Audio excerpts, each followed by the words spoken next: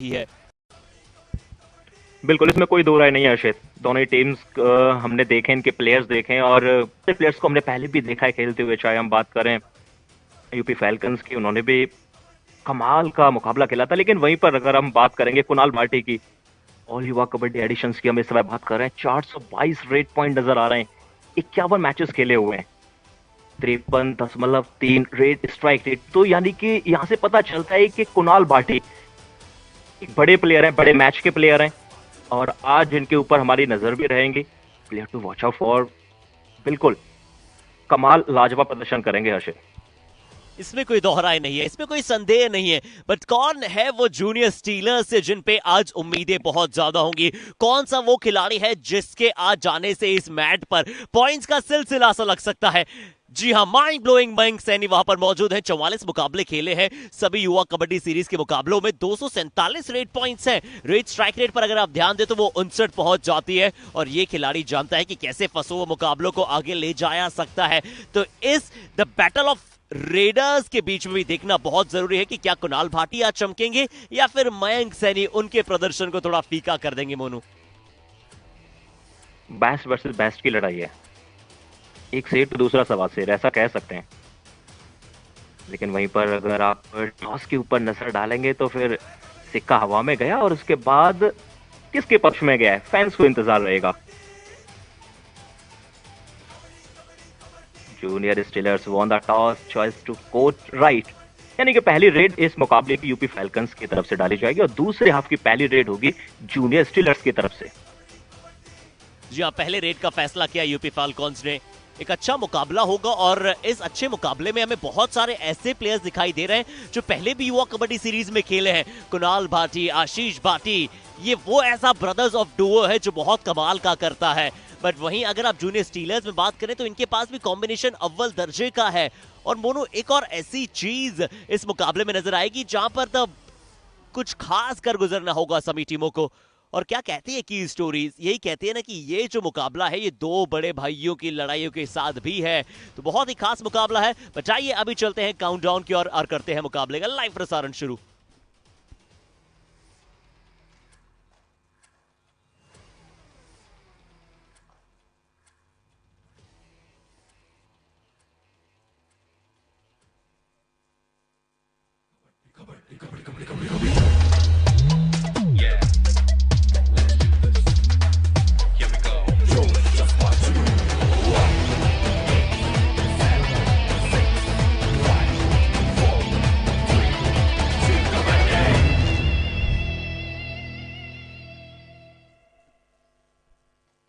स्वागत, अभिनंदन, इस्तकबाल युवा ऑल स्टार चैंपियनशिप में।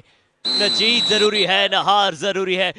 जिंदगी ये खेल है यारों, खेलना जरूरी है। बट जिंदगी से आप सभी को खेलने की आवश्यकता नहीं। ये युवा ऑल स्टार चैंपियनशिप सभी युवाओं को एक ऐसा प्लेटफॉर्म देते हैं जो भारत और विश्व में नंबर 1 है। पहली रेड कुणाल भाटी, यूपी फैल्कॉन्स ने टॉस जीतकर पहले रेड का फैसला किया है। दूसरे हाफ की पहली रेड जूनियर स्टीलर्स लगाएंगे, जैसा कि मोनू ने आपको पहले ही बताया। बट मोनू, ये थ्रिलिंग थर्सडे में स्वागत है हमारे सभी दर्शकों के साथ आपका। पहली रेड एम्प्टी हैंडेड वापस आए कुणाल भाटी। देखिए, खाली हाथ आए तो जरूर है, लेकिन यकीन मानिए जब मुकाबले का अंत होगा ना तो फिर उनके हाथ में बहुत ज्यादा पॉइंट हमें नजर आने वाले हैं। और माइलस्टोन अचीव कर सकते हैं स्टीलर्स के ये खिलाड़ी। कौन है? मयंक सैनी। सिर्फ 3 अंक चाहिए इन्हें वो 250 अंक पूरे करने के लिए, और बोनस यहाँ पर मिल चुका है।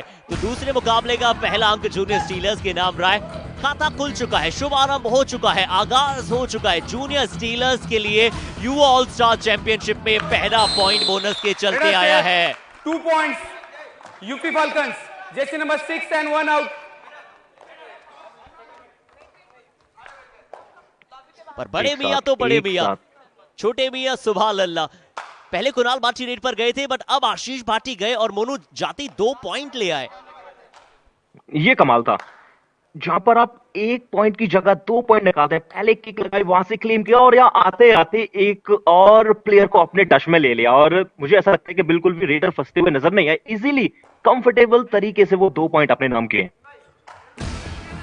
इनकी सेंटर में वो बैक किक जो इनका ट्रेडमार्क है, जो इनका सिग्नेचर स्टेप है, वो एक बार फिर से नजर आया। और शिकार किसको बनाया? मणिकंदन को। मैंने मुकाबले की शुरुआत में बात की थी मोनू की हमें ये ब्रदर्स के बीच में भी बैटल नजर आने वाला है ना, क्योंकि एक तरफ आशीष भाटी कुणाल भाटी है तो दूसरी तरफ मणिकंदन एस और मणिकंदन नेसा मनी मौजूद है। कवर्स की जोड़ी पर है स्टीलर्स के 2 मजबूत कवर्स। अभी जरूर राइट कवर पर हमें मणिकंदन नजर आ रहे हैं।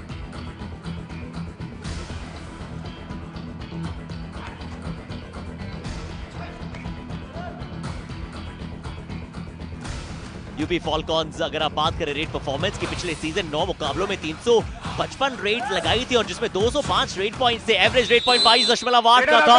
यहां पर रेडर ने संतुलन खोया है। कुणाल भाटी बिना टच के लॉबी में शायद जाते हुए प्रतीत हुए और बाहर जाएंगे।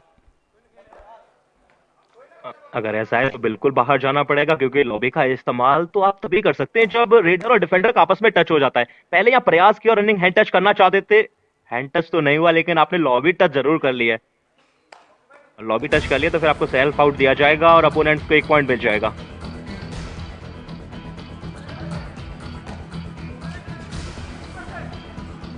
ऋतिक ठाकरे, अब इनकी चतुराई कैसे इस मैच पर नजर आ पाएगी हमें।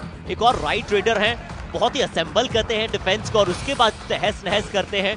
बहुत ही अच्छा फुटवर्क इनका नजर आता है। सिर्फ हल्का सा बोनस का प्रयास किया और बोनस की कोशिश में कहीं एक वो जो पॉइंट की गुस्ताखी की जाती है उससे बिना प्राप्त किए अभी अपने खेमे में है। बट अर्जुन सिंह एक और ऐसे खिलाड़ी जो कभी अपने नक्शे से नहीं चूकते हैं। लेफ्ट कवर का अटैक आ रहा था, क्या मणिकंदन सही समय पर डैश करने गए? बिल्कुल ये सही डैश, सही समय पर किया गया डैश।